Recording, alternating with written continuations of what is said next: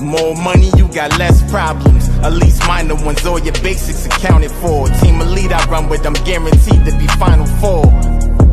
Less money, you got more problems. More money, you got less problems. At least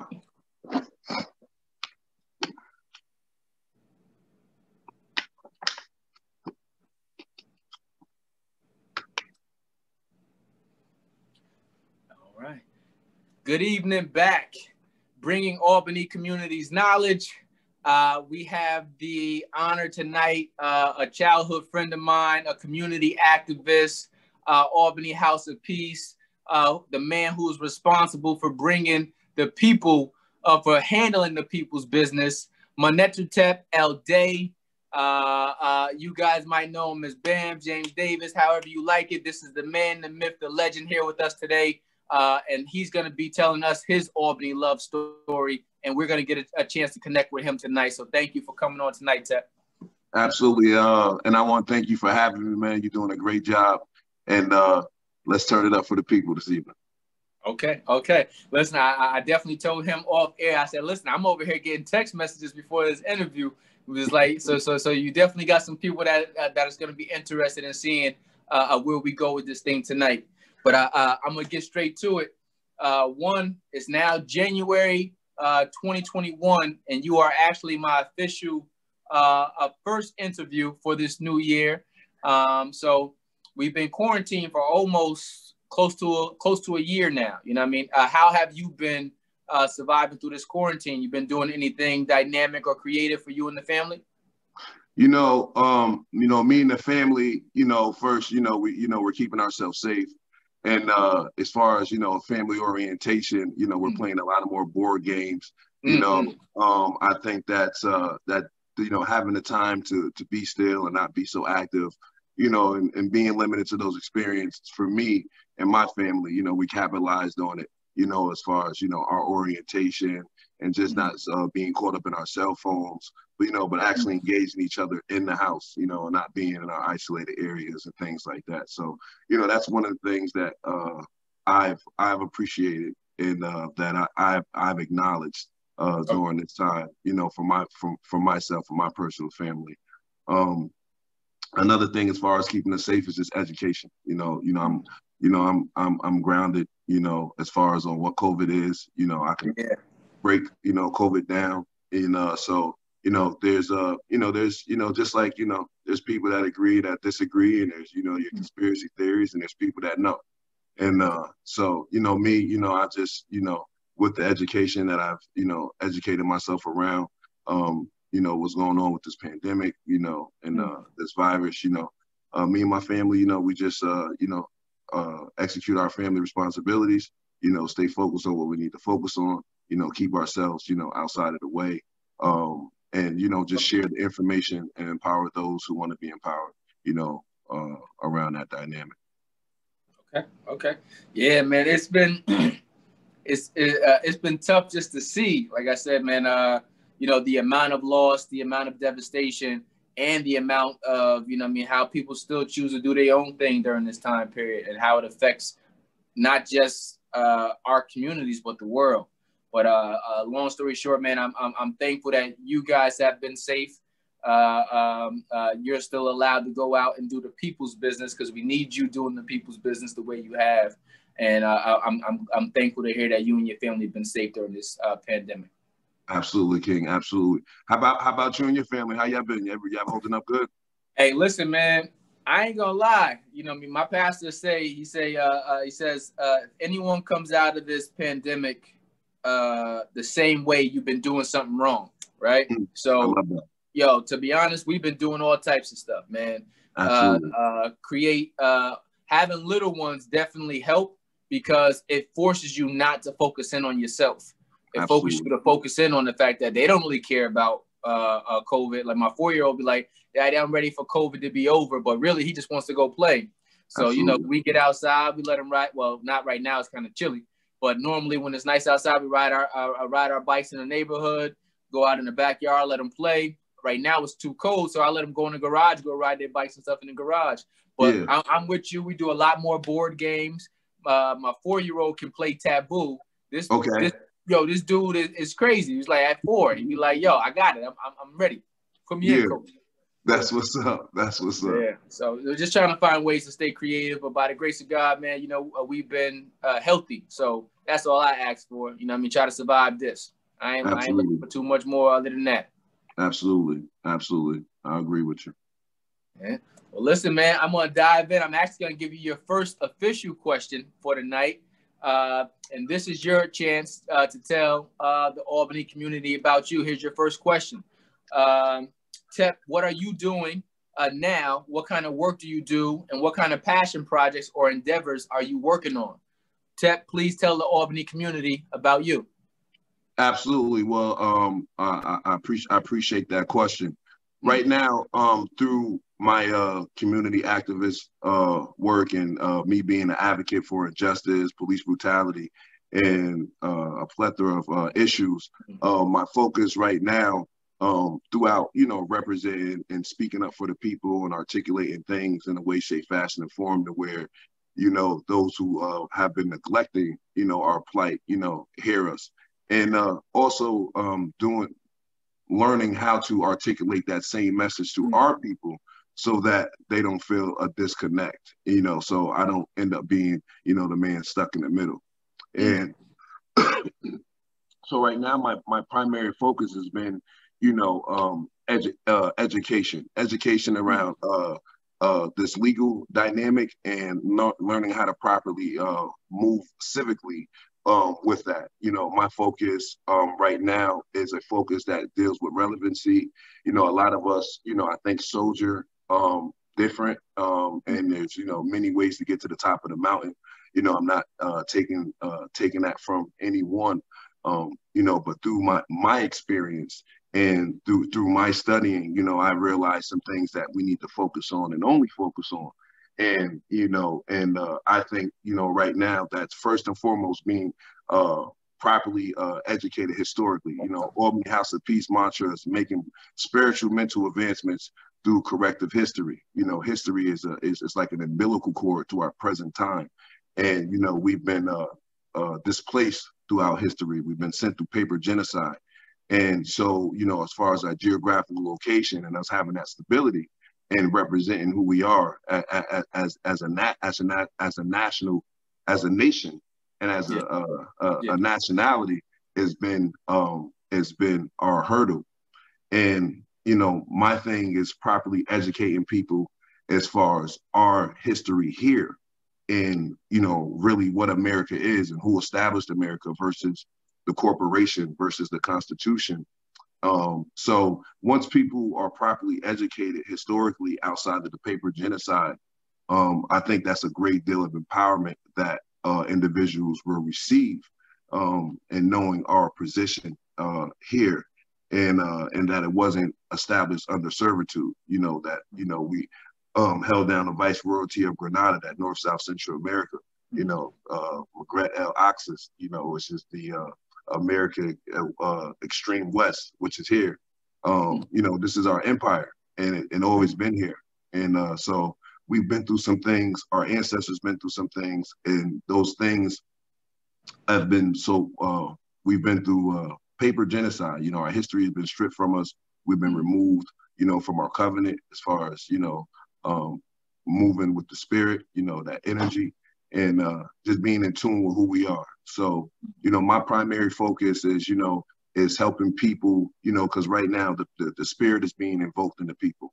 So you can't, you know, it's hard to, you can't tell a person, you know, they can't represent their spirit or their story or their truth or their experience, right? So, you know, we have to gear the people and steer the people in a way to where, okay, let's put that in a direction to where now we can make some gains, right? Because, you know, I'm all about protesting. I'm all about representing the spirit of the people as a collective body. But I'm also about etiquette, and I'm also about handling things civically and legally, which I love. You know, I'm grounded in jurisprudence. You know, I can run circles around any judge, any lawyer, any, like, that's my thing. And so my primary focus is just like educating people right now on historically who we are as far as our nationality, our history here, who established our government. This is a dual government, you know, and the corporation is serving as a seat, and who's the other government as far as the seal, the Great Seal, and our national government, who established, you know, the National Assembly of Congress, which established the Continental Congress, which established the Iroquois Confederacy, which established the Articles of Confederacy, which gave them their Bill of Rights, which allowed them to give them their Declaration of Independence, which birthed their charter, which is a constitution, and recognized them free white slaves as independent and as a nation. Who did that? That was us. But they don't teach us that. You know, they condition us to make you think that the Constitution was written by Caucasian people, but Caucasian white people, right? And I'm not scared to tell their truth or tell the proper history. You know, that's our problem. We're scared to represent who we are. You know, white people, W-I-G-H-T, which is a noun, not W-I-W-H-I-T-E, which is referring to which is an adjective, which is not the person. You know, they all came under here. They was under manners, which here in Albany, which I love Albany because Albany has all the history and all the truth here. And this country was established here. And this is why New York is considered the empire out of the 13 colonies, because it was the only out of the 13 colonies that was under King James. They was the only one to receive a royal charter, meaning they were subjugated to just being restricted to the manor and not being able to leave that area. So that's important. So, you know, I think it's important for, you know, people to understand the conditions of how the role reversals have been played and switched and why, you know, and then, you know, there's a backstory to that too. You know, our history is so vast, and I think it's important for us to understand who we are and not continue to go for the manipulation and the lies. And, you know, and that's what I represent. And that's why a lot of people, they, you know, up here, they like, you know, they love me, they call me, they hit me, they ask a lot of questions, you know, I got a lot of private conversations. When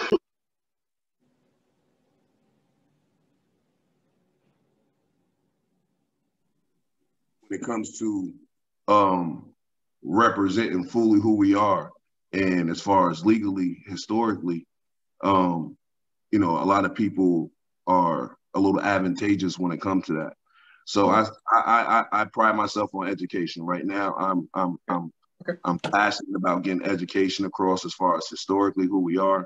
You know, I love jurisprudence. Jurisprudence is the science and the study of law, but also history. History and law go hand in hand. If you can't substantiate yourself historically, then you can't substantiate yourself legally in the present time. And that's why we went through the paper genocide, you know, and that's why we've been displaced and been denationalized. And so these are things that we have to understand how to get back into our competent self. The legal definition is called proper persona. And we got to get back into our proper persona. Right now, we're in per se status. And once we, you know, start educating ourselves, and then because, you know, the laws is your responsibility, you know, and us being who we are, walking in our birthright and walking in our national title, it's not only your responsibility, it's your civic duty to uphold the balance. And that's who we have to get back into. So once we understand, you know, the integrity of who we are, of what we are in that aspect, I think people will start, will have a more stronger foundation, and will have a little more confidence in just taking baby steps. You know, stay right there. Actually, because I want to ask, you know, how did you come to be? Because, you know, and when I say how did you come to be, is like, you know, I know I got a smidget of the many phases of the stages that came before the man that I have in front of me today. So I did say, you know, I definitely wanted to find out where Tep came from in the evolution of you as a person. And I think I'm getting an idea of that, because you can tell you're a history buff. So, you know what I mean? But, you know, I just want, you know, I want Albany to know the evolution of you as a person, because I really admire the work that you're doing here. Upstairs. Hey. Upstairs. Yeah, sorry about that. I really admire the work that you do And like I said, man, there is a space and a place for a brilliant mind just like you. So, but how did you become such a history buff? At what point in time did you make that transition for you to become the man that I know today as his tech? Absolutely. Well, you know, it started for me. My path started for me, and I'm not. I've literally documented every single day for the past 12 years, and it started right before Obama was becoming president. And I'm going to go back to this phase. And you know, I used to shuck and jive in the street, run around just like any other knucklehead, and thought I had it all figured out. And around this time, you know, something spiritual was really happening to me. And for the longest, I kept this aspect of myself hidden because a lot of people, you know, weren't ready to have a conversation outside of, you know, this self. You know, I can speak from my other self, the self that's inside the light. And, you know, I had experience to where, you know, I went to the light, you know, in 2009, before Obama became president. You know, I literally went to the light, and I can tell you all about this experience. That's why I know nothing dies. You know, that's why I possess the courage and the tenacity that I have. And because, you know, that experience was one of the amazing experiences that I ever had in my life, and I'm yearning to get back there. And, you know, you ever have relief in your life, like totally relief in your life, to where you maybe had a challenge or struggle and you literally knew that it was over, and it was just like, now imagine that feeling, right? No other feeling exists. No other feeling, no other experience feeling exists, but that feeling of relief. And it's just magnified by just like a zillion. And that's all the feeling is. And it's just euphoric. And we're like this, right? And we're just this energy. And the light was just speaking to me. And it was speaking to me. And, you know, not, I don't, because it was speaking to me when I came back. You know, I was on the floor, and my wife at that time was waking me up. She was nervous, and I woke up, and I always had this experience, and because people need to know the spirit is real, and you know, the awakening of your soul is real, and what consciousness really is. I literally been through this, started this journey 11 years ago, and elevated it, and explode to reach where I'm in now, because I stayed on the path. And so when that experience happened, you know, I have wrote a book called The Manipulation of the Body Over the Mind. And I came back with a message on how the body had to took control of the mind, and the spirit was laying dormant.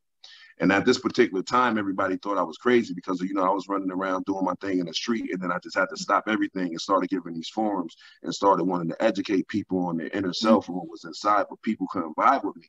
And this literally came from an experience to where now it was like Neo, the Matrix. You know, it's like when you watch the movie Matrix, when he sat down to the computer and he tapped in, and he just knew it all. And that's kind of like what it was. So I began to read. You know, I began to binge read. You know, back then I was studying Dr. Ben Clark. You know, I was studying Dr. Ben Joseph, Valentine. You know, I was studying all those guys back then. You know, Dr. Sebi, CB. You know, I was on all those guys back then, studying heavy back then, because I literally was, because some people come by with me, and then I had to find confirmation for myself. Yeah.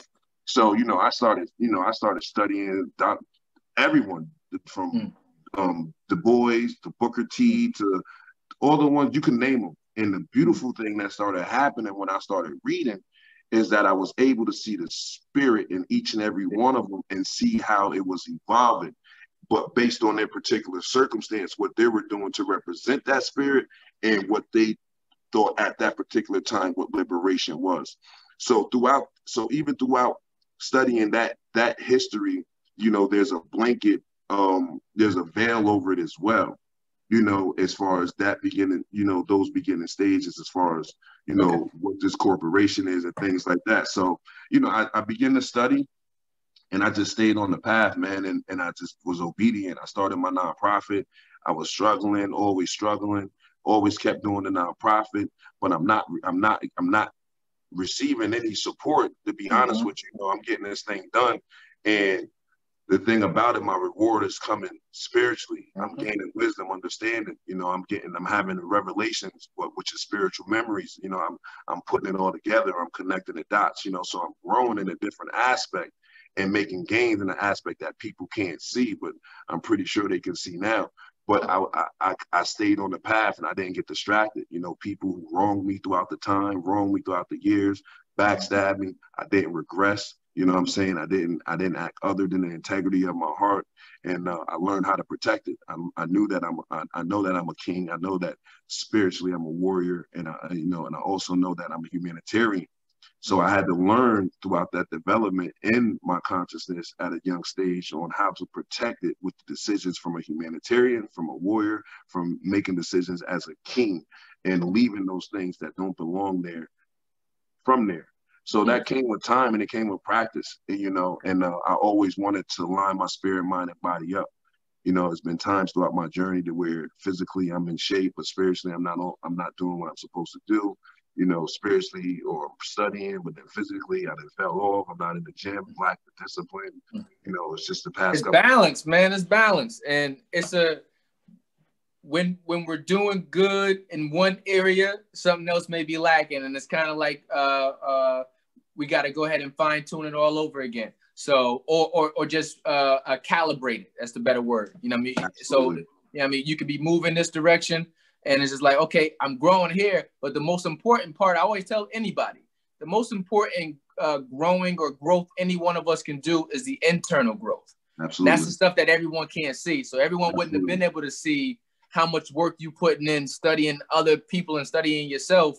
But over time, you know what I mean, when you get to see everything come out to its full its full growth or its full development, then you'd be like, okay, that right there, that was part of the overall development of you as a person. You know, absolutely. On New Year's, I want to say, me and my cousin Shah had a conversation for about like 3 hours, right? And part of it touched on something you said too. It was just like, he's like, yo, Rel, you know, now he done did tons of years locked up, all of that stuff, right? And I always tell him, I said, yo, I love your personality because you would never know that this person's ever spent one day in jail. You know what I mean? His personality is such a free spirit. His personality is just like, you know, I'm not blaming anybody else for anything. He was just like, he said, yo, Rel, it took me years to realize my own spiritual growth, the fact that God had a plan for me. And he was just like, here I am, I'm moving and I'm trying to operate the way other people see me instead of the way that he sees me. You know what I mean? So that spiritual connection is super important. And that's the one that stands the test of time. It isn't the accolades that come and go. It isn't the people that's, you know what I mean, cheering you on right now and then stabbing you tomorrow. But it really is, like you said, that internal growth, that spiritual awakening that stays with you. You know what I mean? So salute to you on that one there. But I'm going to get to your next question. And I'm learning here. I'm learning. Like, yo, I'm going to give you some specific questions. Because, boy, we going to be here for about 4 hours. That boy long-winded. Let me see, man. This is my favorite question, Tep, to be perfectly honest. This is my favorite question for every person that I interview. Okay. What's your favorite place to visit in Albany and why? My favorite place to visit in Albany. You know, I find that, to be honest with you, the most places that I visit on a frequent basis is the old Best for Less. And the reason why I'm always visiting the old Best for Less is because that's where I can get the best chess games at. You know, that's you know, I'm a chess enthusiast. You know, I play chess. If I'm not playing it on my phone, I'm playing it every day. I'm going down there. So, you know, frequently, my favorite place I would say that I visit frequently in the city of Albany would be Best for Less. I'm always pulling up there, you know, in traffic. I might have something to do. I might stop and try to get 3 games on the clock real quick, you know, just to get it out my system. You know, that's just my thing. That's just, so, you know, that's just, and besides the barbershop, you know, but, you know, Best for Less, brother. Hey, I'm always stopping there frequently, and one of the reasons because I love the game of chess. That's one of the things that helped me prioritize my thoughts, and I just love the game. That's dope. That's dope, man. And I mean, and think about it, man. That place, that establishment, you know what I mean? That was like the heart. That was the hub for a long time, man. Just like right there. So, you know what I mean? I got one of my first, I had to been, no lie, maybe like 5, 6, maybe 7. I was young. But I remember I got one of my first jobs down there at Best for Less because I used to live right at 291 Clinton Ave. So that was my neighborhood right there. Yeah, so I was selling T-shirts. I was selling T-shirts for the dude who worked for Best for Less. And every day, at the end of the day, they would give me $5, right? Yeah. And that was my thing. I looked forward to my $5. I was gonna go spend it. You know what I mean? One day they had a new dude out there though, and this new guy, he didn't want to give me my $5, right? Yeah, he didn't want to give me my $5, and even that young Tyrell, I had something with me that was just like, you know, nah, this ain't right. So he like, nah, little man, take this shirt or whatever. I'm just like, nah, I don't want this shirt. In my mind, I've already calculated I got $5. Give my $5. Absolutely. So he didn't want to give my $5, boy. I commenced to throwing all types of rocks and everything at this guy out there. They had to go get my mother and come out. Come get Tyrell. Give my $5. I didn't ask for a T-shirt. Give my $5. I work for that. But that happened right there at Best for Less. So shout out to Best for Less, man. Shout out to brother Anthony and his family for that, because you know what I mean. That's definitely a special spot in Albany. So that's a good one right there. Absolutely, that's a good one right there. Let me see. This one right here is actually going to tie into some of the discussion you gave earlier, but thinking of your younger self, what is something you wish someone had taught the younger Tep? I started to throw your government out there. I was going to say that younger person, but thinking of your younger self, what do you wish someone would have taught the younger version of you? You know, the younger version of me was, always independent, self-sufficient, self-reliant. But I always, the younger version always was too concerned with what other people was thinking of me and what they were seeing. Okay. And, I wish I would have had the self-fortitude, the intestinal fortitude at a younger age to not care about what people think of me on me trying to fit into certain norms, as a false sense of passage. I had opportunities when I was younger. I got in trouble, but I was able to enter college at a young age, So, I wish, I had someone to help keep that discipline and that focus, that eye of the tiger, and not worry about now, but later down the line, it'll be greater. And I wish I understood the concept, put the work in now, and it'd be greater later. I wish I had more of an understanding of that at a younger age, with the opportunities that I have, with the experience that I had at a younger age. Okay. Fair enough. Okay. Let me see. I got look, I just read this one and my face lit up because I was like, okay, he gonna like this one. All right. Once again, I'm taking it back to your earlier self coming up in Albany or being schooled throughout the Albany City School District. What role do you believe racism played during your early education between kindergarten and 12th grade, if any?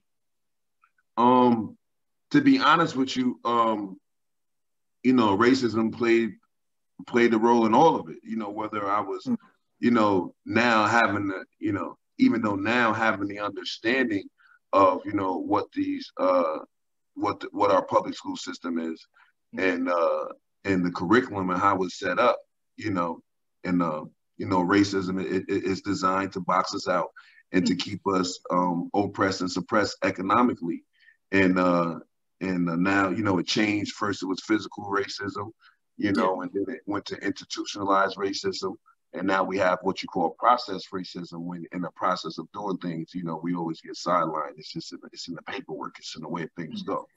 And so, you know, at a younger age, you know, like just like all of us, you know, we were all victims to that industry, you know, which I call now, you know, which was a brainwashing camp, you know, because that was where we entered, and that's where we were colonized at. That where we was taught a total lie of history. We was taught everything false on who we are, what we are. No practicality to who we are. You know, I remember learning in social studies class that we was 3/4 of a human being. Like, I remember my teacher, I forget my white, she was a Caucasian lady. I forget her teaching about the transatlantic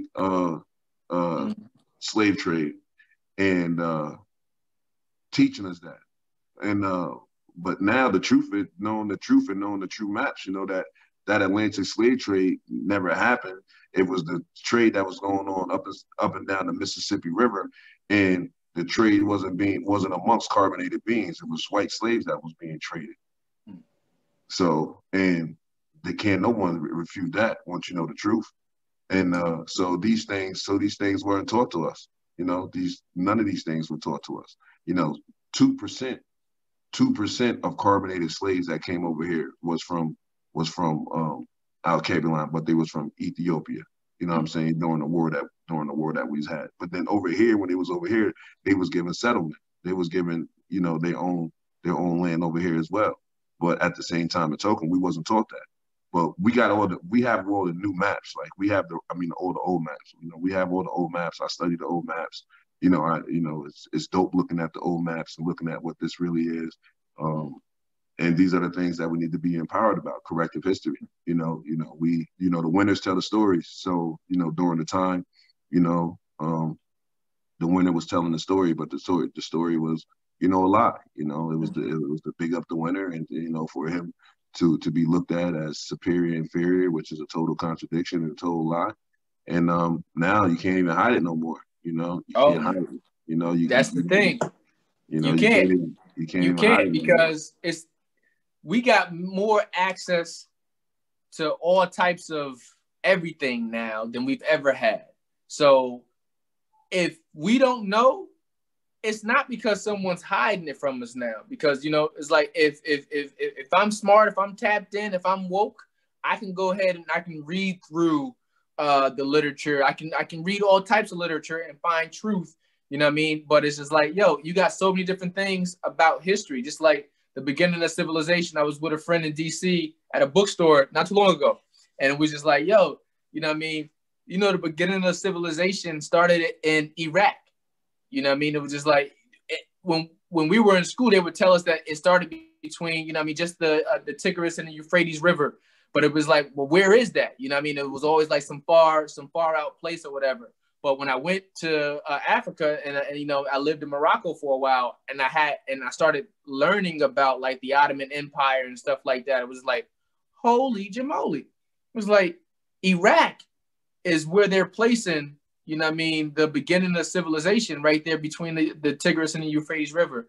But it was just like, you know, there's so many different layers as an onion. There's so many different layers to pull back on, you know what I mean, the study of history and how we see ourselves in history.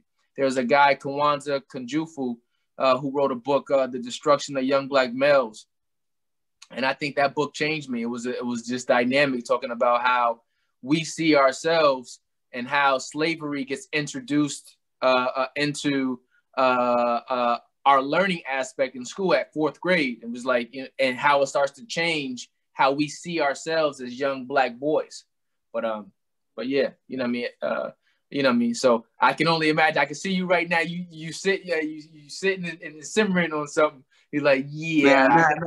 I want to go back to the Morocco that's over in El Kabilan. That Morocco was declared Morocco in 1956.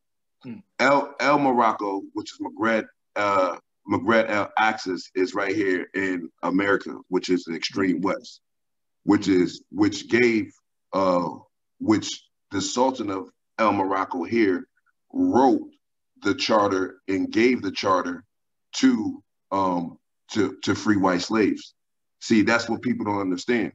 During the manner when James left, King George II took over. King George took over, but then the slaves was like, yo, I don't want to be under the manor no more, which was the West Dutch Indian Company, which was the High Moorish nobility family, which was the Saxons, right? We don't know this. That's who brung the white slaves under here, which was right here in Albany. And that's the company they was under that they was working for. They was working for that company. So after when King George II took the seat, that's when the infighting began, and this is what you call the Butler's Revolution. They started rebelling, like, oh, this is where you see like the divide and conquer thought in history. It's like, oh, well, I don't want to be under the manor no more.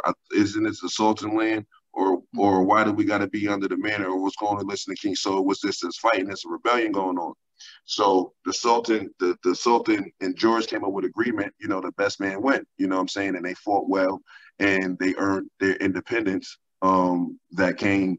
And I'm gonna tell a story. Then I'm gonna break down that dynamic. Then they earned their independence, which allowed them to receive a contract, which is a charter. That charter is the Constitution. That Constitution came from the the National Congress Assembly, which is our national government, right? Which is the Continental Congress, right? And out of the Continental Congress, which is the 5 civilized tribes, which is the Confederacy, which is the Iroquois Confederacy. People get the Confederacy and the Confederates and the Confederacy mixed up. The Confederates was the ones that rebelled with the Butler's Revolution during their time, so they didn't have to be under that servitude no more. See, people don't teach us that. Because why was the 13 colonies, why were they rebelling? Because now this is the truth. Because genetically, right, they've been displaced, right? They was bastard children, right? And so therefore, those slaves, right, they had no ties to no land, right? They couldn't claim no land. They couldn't claim no birthrights. They had no nothing. They were colonies, right? They were just all, they were slaves. And at the same time and token, some of them was bastard children to noble men.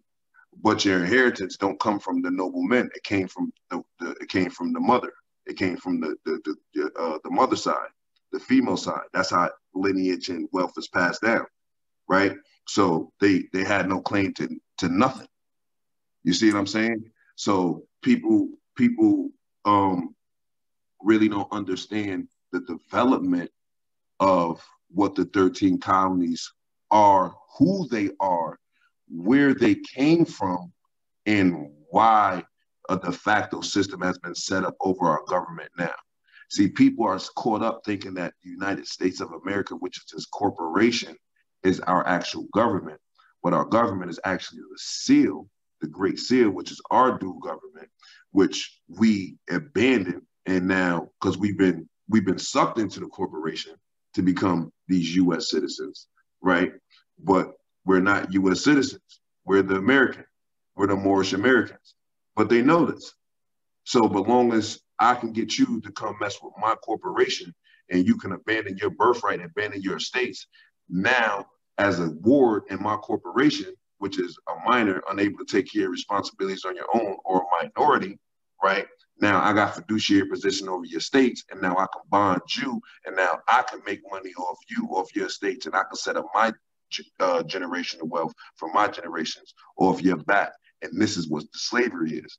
What people thought we went through slavery, what people think that is, that's lies. That was given to us on TV with the indoctrination from school, and then they gave us the movies, impaired association learning.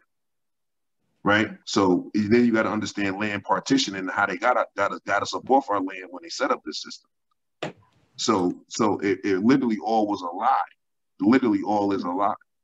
And these are the things people have to learn how to accept our truths and accept what's happening. Now, what does this mean? Does this mean we go outside and we become rebellious and defiant, and the confidence that you receive from properly being educated on who you are ecclesiastically, historically, and legally, and know how to move civically, what do? No, you don't do nothing. Because at the same time, our white cousins have a lesson to learn under the Elohim. See, they live and exist outside of the laws of man, outside of the family of man.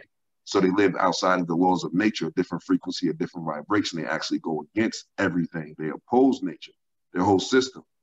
So they need to learn how to get back into that frequency, that harmony, because they got my blood in them. See, white people got melanin too. See, we got carbon and we got neuromelanin, which is splice, which creates melanin. And it was mixed with other genocodes, which creates our cousins. So at the same time. Well, I'm going to tell you this. You better get back into this because, boy, listen. Yeah. I'm going to tell you this. So, yeah. If you and I plan on getting through any of these questions up over here tonight, we better make it happen, Captain. Okay, I'm gonna shorten them up. I'm gonna try to keep these things short and brief. We better make it happen, Captain. I got a question for you, and I think this one touch home too, because I see you doing a lot of advocacy for the Black community, and that's why I'm saying your presence is greatly needed. Sadly, Albany has seen more and more violence, and our communities have experienced a lot of loss over the years. Definitely 2020 was one of the hardest hit years that I know of in my 37 years. But what changes would you like to see for the city of Albany? What is your hope for the city, Tep? Yo, to be honest with you, and just getting out of the titles, getting out of, everyone's little dynamics, little, paradoxes that they're in.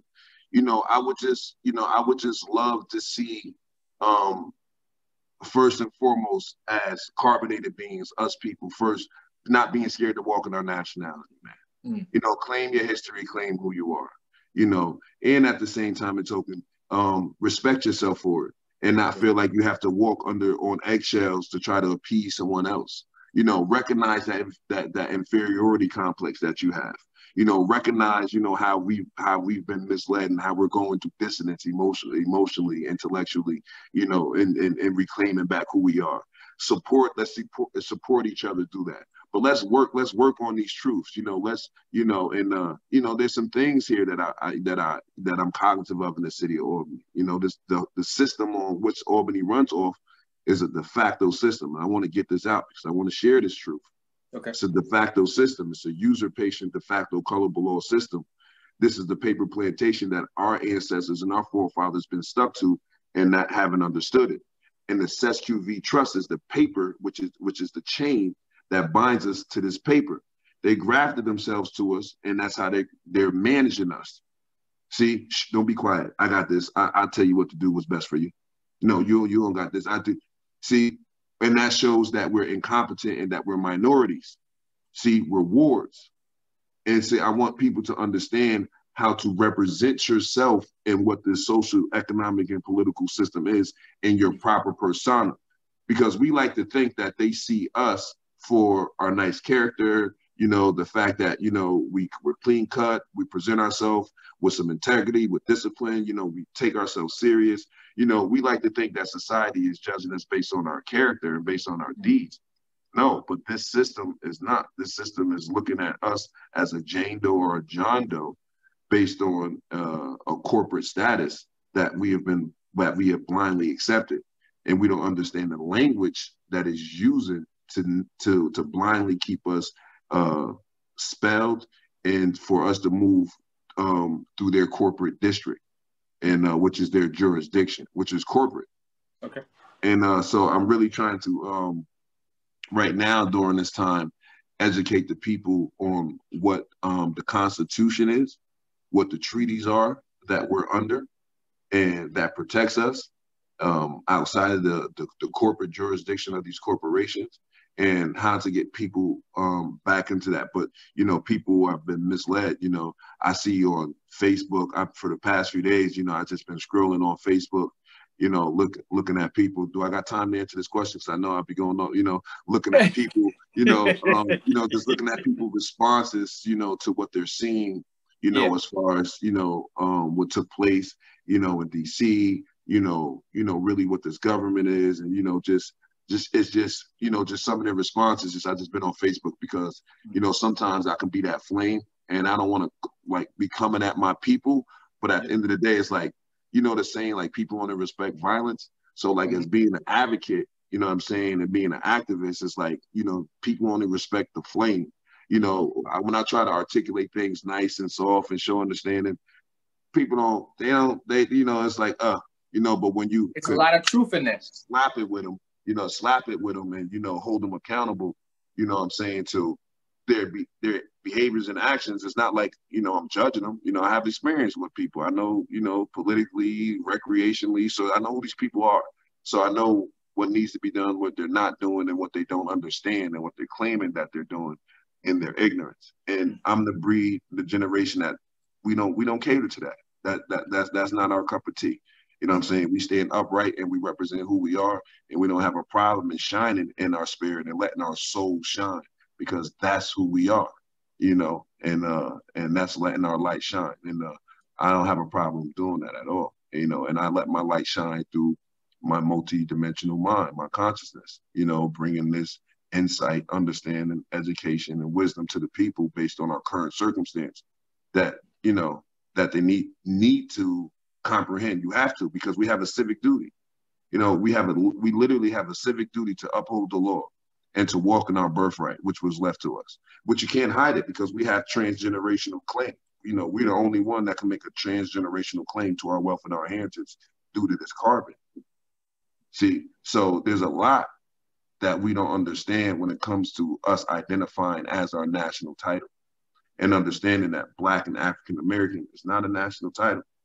They're colorable titles that we've been declassified under the corporation, because we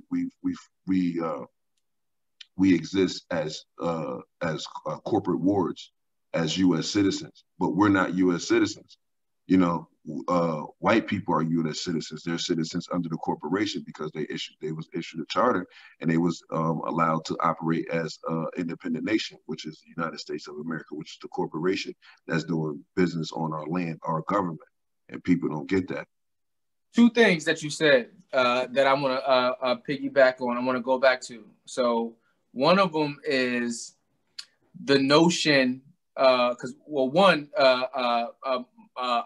brother said this to me for years, right? He would be like, Rel, people only understand when they see blood in their mouth.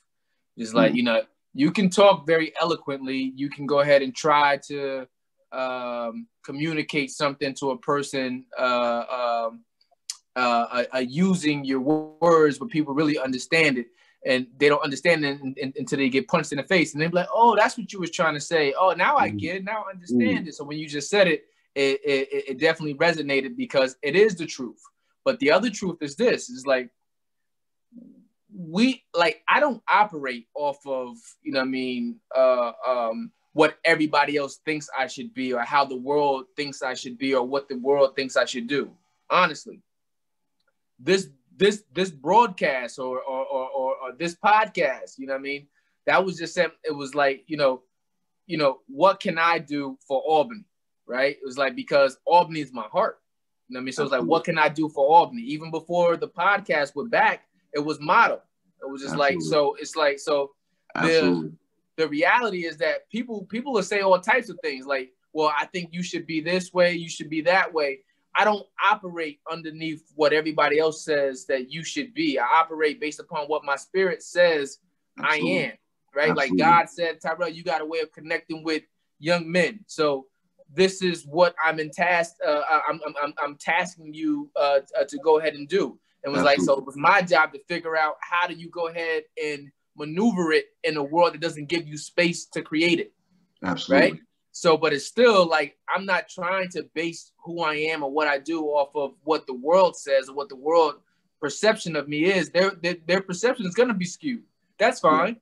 But what is my perception? What is your perception? That's the one that matters. So it's just like, and that's the thing that we got to hit people with in the mouth with. So my brother changed his perception after all these years. And if you know my brother, this dude's always about physicality. Yep. So for years, this guy be like, you know what I mean? I always tell him, like, life is more mental than it is physical though. And it was like now he'll come back and we have conversations. He'll be like, all right, Rel, I get where you were going with it. Because at one point he was like, yeah, man, I thought you got soft. I didn't get soft. I got better. And it's also like, you know what? One, I ain't trying to go to jail and I ain't trying to get caught up in something. So let me go ahead and use this one because this one is more powerful than this one. Absolutely. Absolutely, family. Absolutely. Yeah. But yeah, when you were talking, it made me think about those two things, and it was like, you're right. And it's kind of like, so, you know, you got various styles that you can go ahead and produce, which we all do. So it's like, yeah, I can bring this one to you, or I can bring this one to you. But I got to realize what my audience is and realize, you know, what's the best way to get the message through to the people. Absolutely. Absolutely. And so I got to remind myself that too, you know what I mean? Because, you know, because it's a lonely road, you know, it's a lonely road,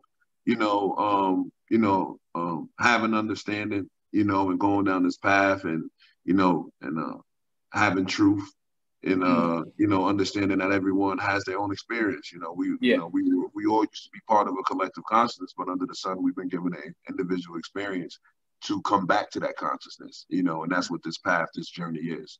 You know, as we walk down our valley, our alley, our shadow of death, which is our experiences, you know, which is our rabbit hole, you know, and how we find ourselves and how we come back through this journey to our higher self.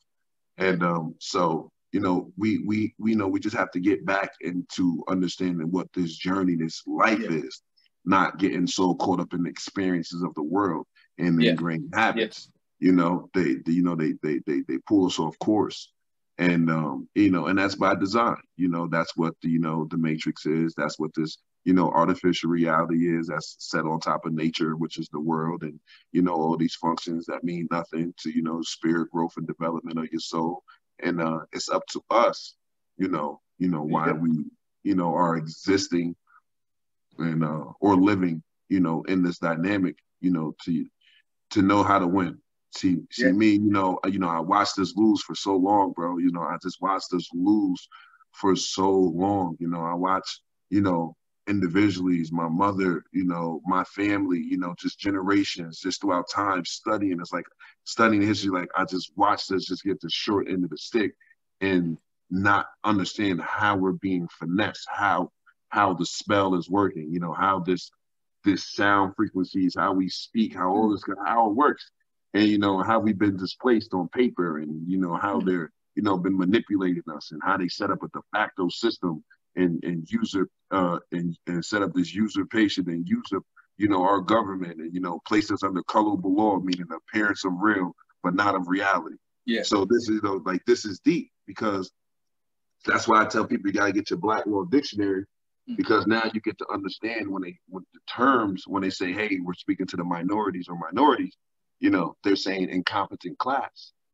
You know, when you know, we need to understand these things on what they mean when they're speaking and when they're using these terms. They're speaking to the incompetent class. They're speaking to the wards. They're speaking to the ones that's denationalized, that they're controlling those estates, you know, and they're bonded, you know. And this system is a mean system. You know, it's not you know, the majority of us is us denationalized Moors, but you know, it's poor whites too. They don't care. You know, they getting it too, you know.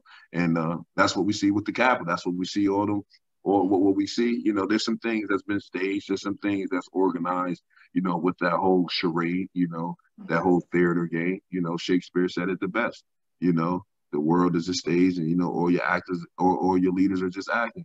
And this is true, you know, it's just true. So, you know, we have to understand what they're fighting for. You know, the corporation is collapsing. They're wards, bro. They're citizens. They're United States citizens. So really, people, we don't understand how once that corporation collapsed, they collapsed. The corporation was here doing business based on a charter. Without the corporation, the only thing holds up is the charter, which is the Constitution. That Constitution is a contract that my forefathers read that now I can hold you accountable because y'all breached it. Y'all breached it and set up a whole de facto system under an assumed authority under a colorful law occupation. So now, not only that, now y'all declassified us, y'all didn't administrate our affairs, standard of quality of life properly. Y'all stole from our states and y'all got a national debt, which is the debt to the nationals that y'all can't pay. And now y'all in receivership trying to find a bag man, which is China, because you want to keep this jurisdiction going, but it's over. So now the bailout plan is to get everybody merged with this new quantum system. That's why they got to get everybody to this shot. So, you know, people really don't understand what's happening. You know what I'm saying? Like this old paper usurpation system that they have binded to is over. They ran it to the ground. You know what I'm saying? And now, at the same time and token, once we all start to learn how to properly administrate our own estate and own affairs, you know, the bonds that they then sell and make money off, we come in to cash them in. What do the corporation have? Where's their money? We are their money. And this is the big secret. This is their power. They have no power. They're all legal administrators. That's why I go at Kathy Sheen so hard. That's why I go at Dan McCoy, the county exec, so hard. That's why I go at David Soares, because I understand that they're sitting in de facto positions under this usurpation, colorable or occupation.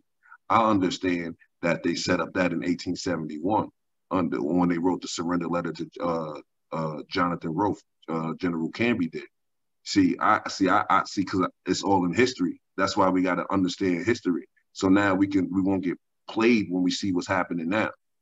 So when they say Trump is, yes and no. You're like what did it say? If you don't know where you came from, you know what I mean.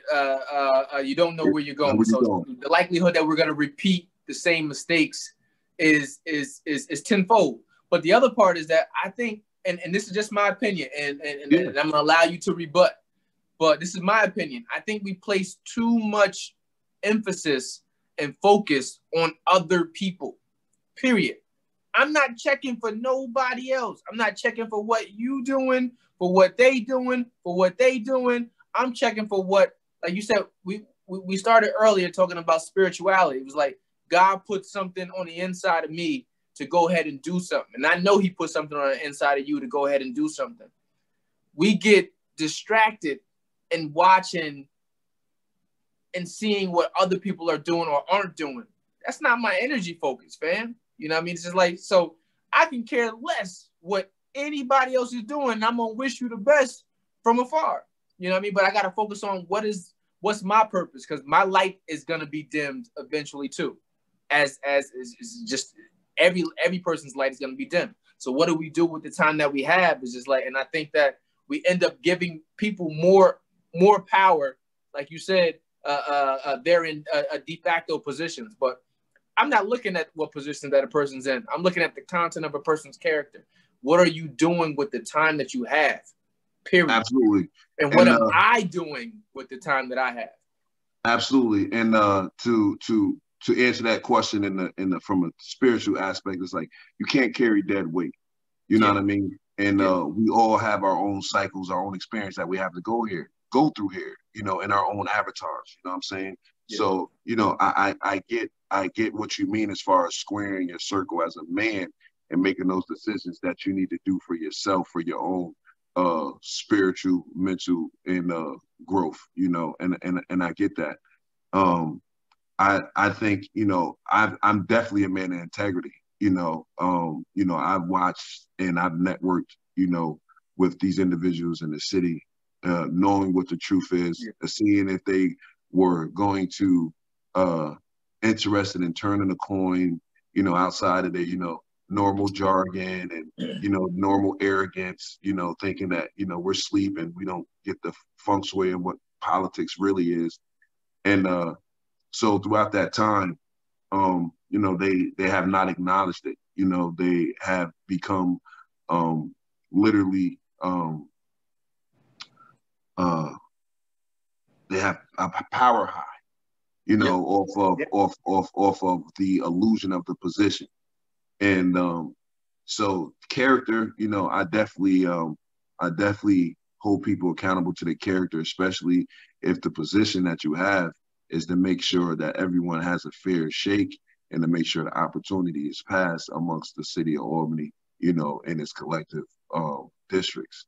And, you know, and here in the city of Albany, the politics, you know, behind the scenes, bro, it's really messy. You know, it's really messy.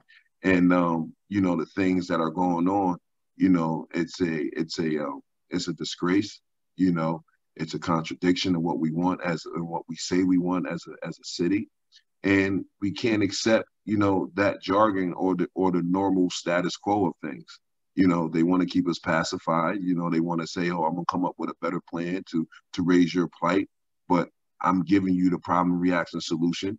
This tactic. I create the problem because I understand the playing field is my de facto user patient colorable or drawing board.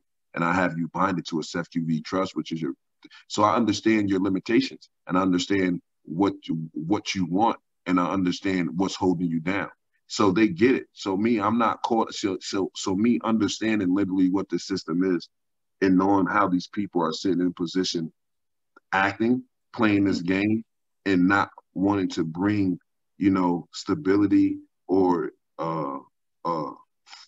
quality of opportunities, not just opportunities. We don't just need one opportunity. We need a quality of opportunities, meaning that, properly programs that's properly developed that are relevant and relevant to our cultural relevant, to our social economic circumstance, meaning so that we're properly educated slowly, little tidbits on this, little tidbits on that, things that are really going to gear us to walk upright. And people talk about it. And, I've watched meetings, I sat in meetings, I listen to people talk about us, subjugate themselves from the circumstance as if it's not a reflection of us. It doesn't matter. So, those as activists and those who are leaders, we wear all the baggage. We wear, the behavior, the violence, the this, the that, all that's going on. We carry all that on our shoulders when we get out here, and we attempt to raise awareness, raise the hearts, the vibrations of people, whatever type of title, how you want to do it. There's a lot that's on our shoulders when it's coming out here dealing with this dynamic. And me personally, I say, you know what? I'm not going to come out here and chuck and jive around these semantics and articulate myself, trying to fit in and wait for you to feel comfortable when to deal with me or give me a shot. Especially when at the end of the day, historically, I know who I am and I know your position. And I know how you're operating in sedition and malfeasance. No, so we're going to hold you accountable to what you're not doing now. Because now you have someone who understands the jargon, the language, and what this circumstance really is. So I'm not going to sit here and play the good, political, I'm scared of what people are going to perceive as me as some angry Black man because I'm passionate and I'm articulated and I represent that fire, and I'm not scared to put these people in their place ecclesiastically, legally, historically, or genetically. That's why they can't. That's why they can't stand me. And the reason why they're getting that now is because they have not done right by us in this community. They have continued to rob and rob and pillage this community. This community looks how it looks now because we have poor representation of us, people who look and sound like us. And then the ones who understand the game, which is Mayor Kathy Sheen, Dan McCoy, David Soares, all these guys that's pimping this game, you know what I mean? They're using the fact that, we're struggling, those ones that get in position, maybe in common council, passionate or whatever, politics, whatever the case may be, they use the fact that they don't fully know and run their passion into frustration. And then we usually become each other's, bicker back and forth about our own circumstance. It's like which is so far away from what the real agenda is. Absolutely. And that's why I go hard. And that's why, I told myself, you know what? Because, dealing with truth is not easy to articulate. And not only articulate, stand on it. Say, man, I care about none of this. You know what I'm saying? You ain't responsible for none of this. When I transition here, the creator gonna tell me, the Elohim gonna tell me, mother, they're gonna tell me, you did that. Good job. You represented that flame unapologetically. You represented that truth. And you was compassionate. You still loved, you still gave your shirt to your brother. You still was a doormat. But you ain't take no when it comes to getting that message across and holding these people accountable to who they are and what they need to do as far as internally. And that's what I want. You know what I'm saying? This experience is limited. There's so much more. I'm gonna tell you something I learned through therapy. it ain't always our place, brother.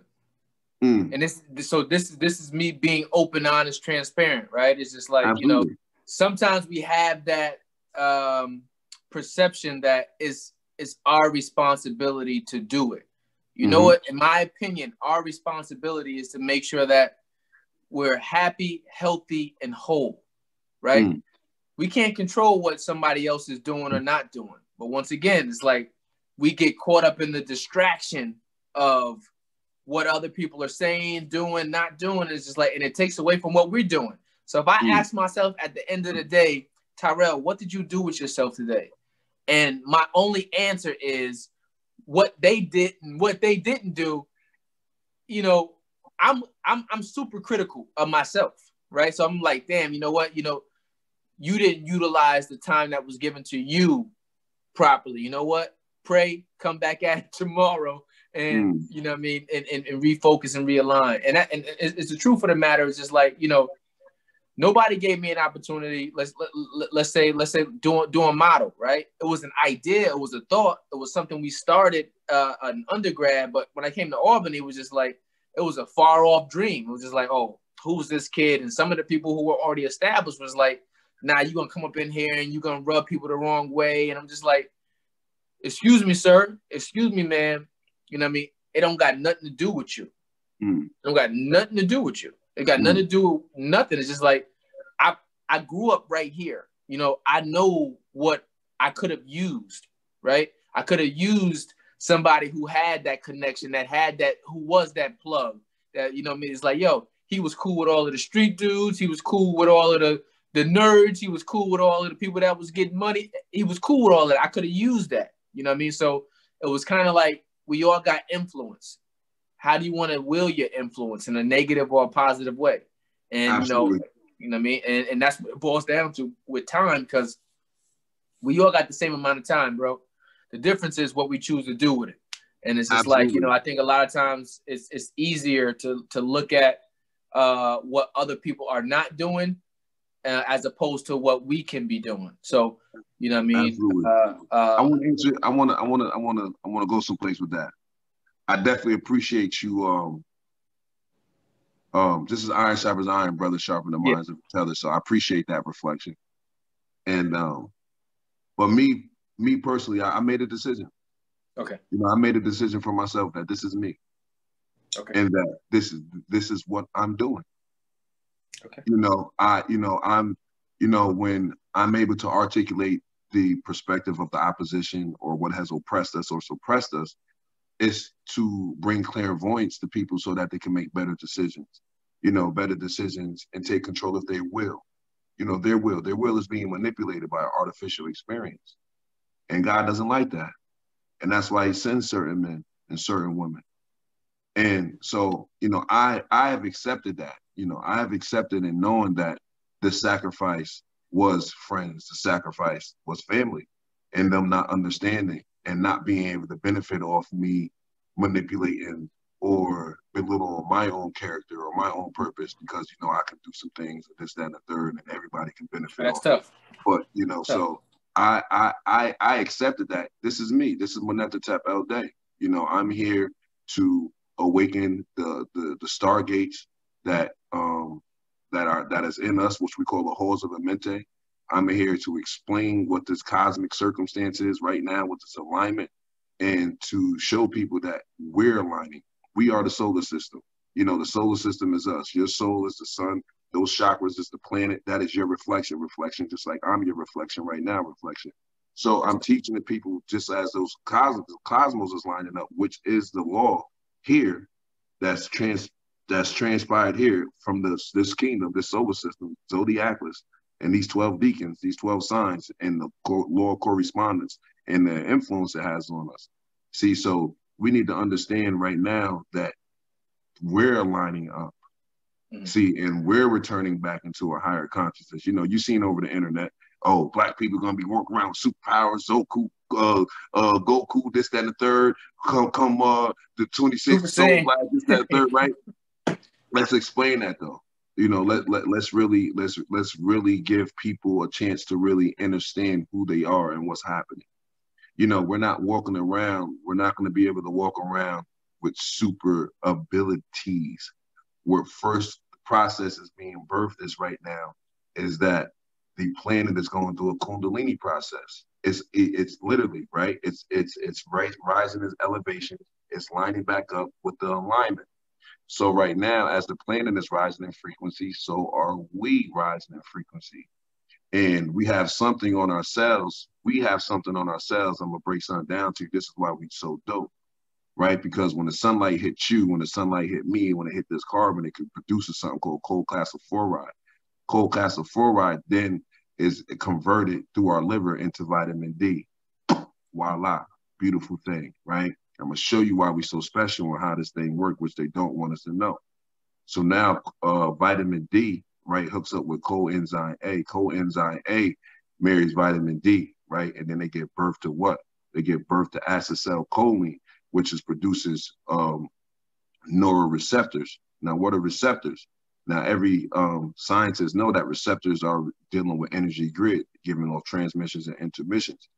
We have our own individual receptors. So now this is how nature speaks to us, because on top of our cell, on our stem cells, we have something called self-receptors. Those self-receptors is a broadcast that's coming from the planet, from Mother Nature in the energy grid that's around the natural laws of things, which is communicating with our mucous membrane, which is our skin, which is giving intermissions to our cells on how to behave and what we should do. That's why wisdom, understanding comes from out, but it goes into the dark, and then we bring it back to the light. So, this is the power about like who we are. Melanin, this is why it has its own intelligence. That's why it operates on its own intellectual capacity, because, it already has, we have 50 trillion operations going on right now that we don't have to think about in our body. Right now, as far as from breathing, muscles, everything, what I'm saying? Your transformation was like that, what you just said, though. Absolutely. Imagine being in the light. Imagine being in the light, being a spiritual being, being a person, and then deciding to shed part of that. And in order for me to come out on the other side, I got to go into the depths of myself, that darkness, to figure that out. Absolutely. So, what I mean? I know we were looking at it on the macro level, but that same type of transformation happens on an individual or micro level all of the time. So, Absolutely. We're in the light. You got to leave the light, come into the darkness to figure out who you're going to be, and to have some substance that's going to stay with you when you get back out here to the light, which is what shows through you in your mindset and your mannerisms. So. Absolutely. I definitely appreciate that. And that's our focus, that's our focus. And the thing about knowledge, wisdom, understanding, divine knowledge, wisdom, understanding, bro, it's just too much. It's like you can think that, like me, I'm real humble. I'm humble because I know that I don't know nothing, bro, compared to, this system, how old it is, the experiences that's here, the knowledge, the wisdoms that's here, so, I humble myself, I definitely walk with confidence, and I accept what the universe gives me. The universe gives me something, shows me something, gives me downloads, allows me to receive revelations, spiritual memories, and I'm not the one to sit here and guess, sugarcoat nothing. I'm invoking it, I'm speaking it, I represent it in the physical. And, that's always been me. I always had that confidence and and that obedience, to just do what it told me to do, or guided or what it leads me to do.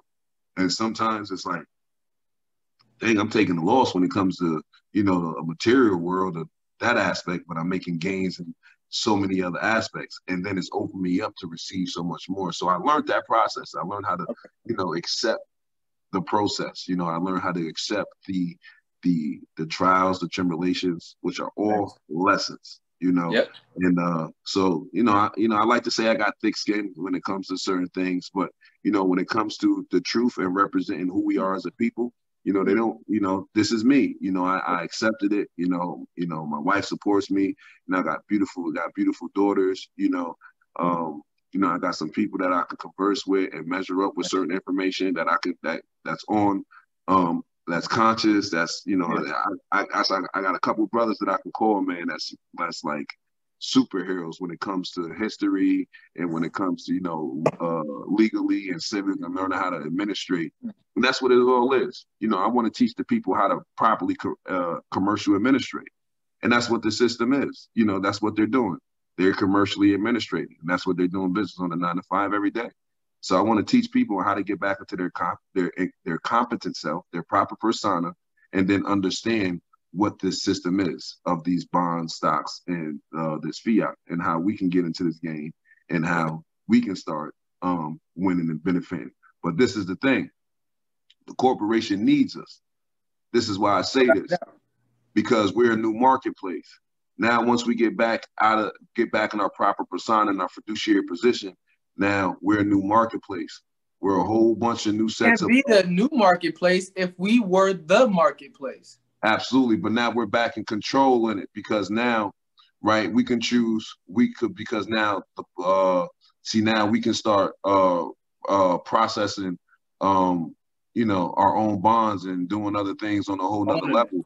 Which now, okay, we don't need you. Which will create a little revenue for their system, but at the same time, it's token puts us back in our proper persona and our economic capacity and who we are back to, and that's what it's all about.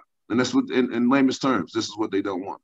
So, you know, I just need you to, you know, just be a good citizen, good ward, you know what I'm saying, good economic slave, corporate slave, and I handle all the commercial administration. I do everything, you know, and let me set up this little hub around you called politics to keep you pacified as I pimp you.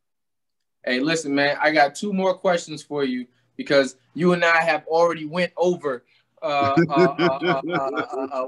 over, but I got 2 questions that I do want to ask you, and hopefully you'll allow me to get those answers out of you. Tep, what about your life's path are you most proud of? Yo, just my development. You know, I think back on some things that I didn't have a clue on. Like just me knowing.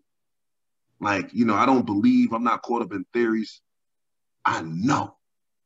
And just to see from where I was at in the dark, and even when my beginning stages, when I first came into consciousness, came into the light of myself, and even then I was still in the dark.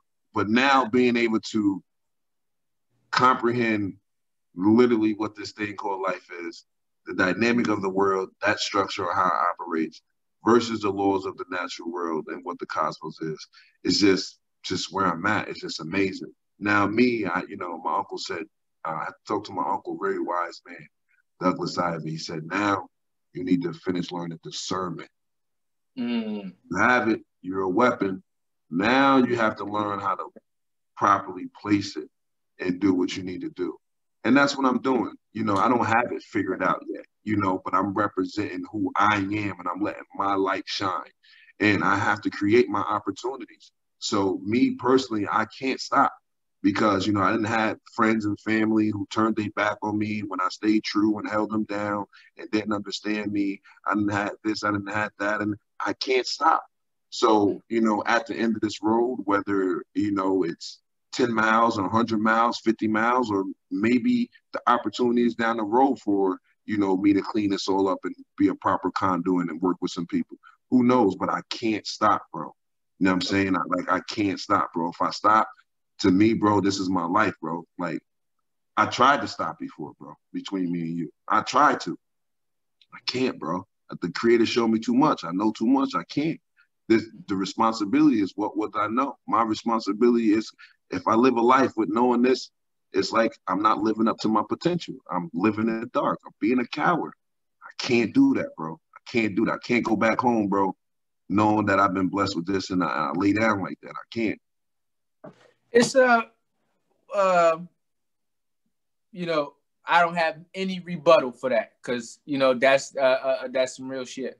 I don't have any rebuttal for it. But what I will say is that, you know, there's nothing wrong with a retreat. You know what I mean? Because sometimes you got to destroy to rebuild. And sometimes that destruction needs to happen within us, our mindset, our hearts, in order to be able to come back out with something that really is fruitful. A lot of times what we're given to the public isn't fruitful. It's just of the world. It's just like, yo, I'm just, you know what I mean? I'm just doing my part. You know what I mean? It's like, no, but once you really tap into who you are, once you really have a sense of who you are and what your purpose is, you know what I mean? You can move. And like I said, a lot of times, like you said, man, you brought up a lot of times through this interview, you know what I mean? Like the loss of friends, the loss of family. It's like, unfortunately, in the role of a leader, you know, that's one of the most loneliest positions to have, because the same people who you're trying to lead will end up being the same people who come to burn you. Absolutely. You know what I mean? But it still doesn't mean that, you know what I mean, you stop, because ultimately, if your desire to help is coming from a good place, you continue to do that. But you also got to realize that, you know, you still got to live within this too. I got to live within this too. You got to be a good husband. I got to be a good dad. I got to be a good community person. You know what I mean? Absolutely. But, you know what I mean? Like I said, I empathize with leaders because, you know what I mean? Some people may like the outward appearance or seems like what a person may be getting, but it's a lot of work and it comes at a great sacrifice. So to be able to learn how to balance it and not lose so much, because being in a leadership role isn't always about losing so much, right? Sometimes you just realize that you got to shed, like you said earlier, dead weight. That weight wasn't meant to go into this next season of life with me. And that's fine. You know what I mean? But that's fine. I still wish you the best. Absolutely. You know what I mean? Still wish you the best. Let me see. My last question for the night, man. I almost asked you this as the first question because I really wanted to ask it. So I wanted to make sure I got this question out. So, are there any resources like apps, books, podcasts, or social media accounts that you follow that inspire you? Who inspires you? Well, that's the first foremost, my inspiration comes from, you know, the Almighty Spirit that's in me, and that spirit which we all are a part of and share, fuels my soul, and it directs me. It directs me to want to learn and grow. And you know, I'm attracted. You know, I have a multi-dimensional mind, so I'm attracted to things as far as metaphysics, you know, certain history, legal jargon, as you know. I have books that I've studied. The books that I'm reading now, I kind of like go back from what I'm doing now versus, you know, right now I just got done from reading I just got done from reading a book. This book is all the secrets of all the Freemasons and all their codes and how they all came about and where it came from, which I tell people, you know, that's just, you know, Freemasons are more sons. You know, we gave them 33 degrees of 1,440 degrees of high knowledge, high science, which is that of an adolescent. And you know, so I was just studying that. I put it up here for you guys to see. I let the people get the information. It's called Eyes Wide Shut. It's the science and the secrets of the society. So you can get that. And I got another one. I'm about to be done with this. I got like 2 pages left. And I got another one to let you know the type of information that I'm reading and I'm studying now. This is another one. This is a Secret School of Wisdom.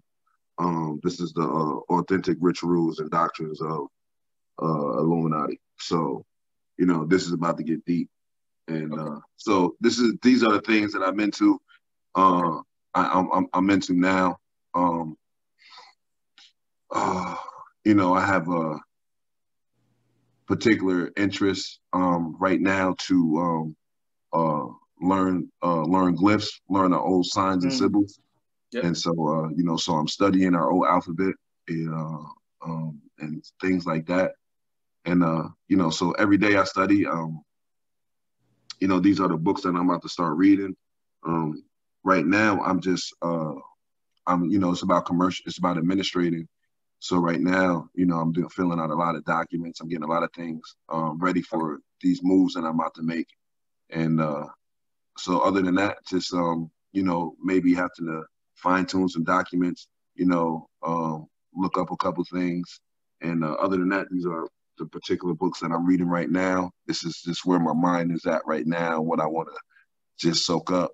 You know, I kind of like everything that's happening right now is like being in tuned and being able to be where I'm at. It's kind of like when we're looking at TV, looking at it, it's like a rerun. It's like my life, my old life. I already lived it. It's like it's old. Like I see what's happening.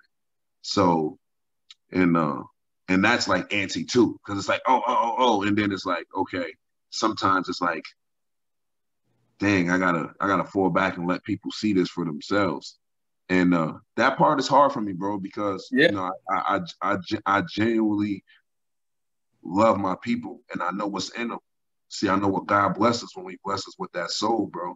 You know, if we got that soul, that gene of passion, we got immortality, you know what I'm saying? And we being confined and locked down here to this little experience, stuck to this 3D way of thinking, you know what I'm saying? When, you know, we got 9-dimensional thinking, you know what I'm saying? We are literally a supreme being, bro. We're special people. And right now, that's what's happening. You know, right now, we're elevating in consciousness. Our frequency is rising, and people are about to start operating in the capacity outside of, you know, their old slumber. And you know, so you know, I'm excited. You know, I'm just literally really passionate about just seeing everybody operate on that frequency. See, my thing is this. This is what I'm really creating. I know you got to go. I appreciate you having me and being able to allow me to open up. You know what I'm saying? And my spirit opens up to kin spirit. So, you know, I just want to share that though. But my thing is this, you know, everyone don't have to walk around with a fez, even though this fez represents our queens. You know what I'm saying? I can break down what this fez is and reminds us, you know, what this thing called life is and the zodiacless, which people say the zodiac, but it's the zodiacless is the mother. My thing is this, you ain't got to necessarily be walking around, you know, with your fez, or what you should want to walk with your fez because it's showing that you're coming into your nonce and your nationality. But imagine just if people just historically and just civically and legally was just on the type of time that I'm on. Like I'm trying to create, my goal is to create syndicates. And the only way I can create syndicates, bro, is to properly give them the truth. Don't try to hold it over their head like, well, this doing this and doing this to try to get something from somebody. No, this is what's going on. You can apply this to yourself, elevate in the same thing, and let's go, you know. And that's my thing. You know, I'm attempting to give everything what God already gave everybody. It's theirs. They just took it back from them. So through this truth, you know, I can't tax it, I can't sell it, I can't do any of that now. Will I feel like I will be rewarded towards the end? Will I be able to monetize certain things? Yes. Do I know how to already? Yeah, I get it. You know, I want to open up a law firm. That's my inner ambitions. You know what I'm saying? I'm good at those things, you know what I'm saying? And beyond some of the things that I display, you know, so, you know, I'm working towards those things. But right now I'm just literally going through the process. You know how they say, like, you know, when rappers went through that process and like just fall in love with the process.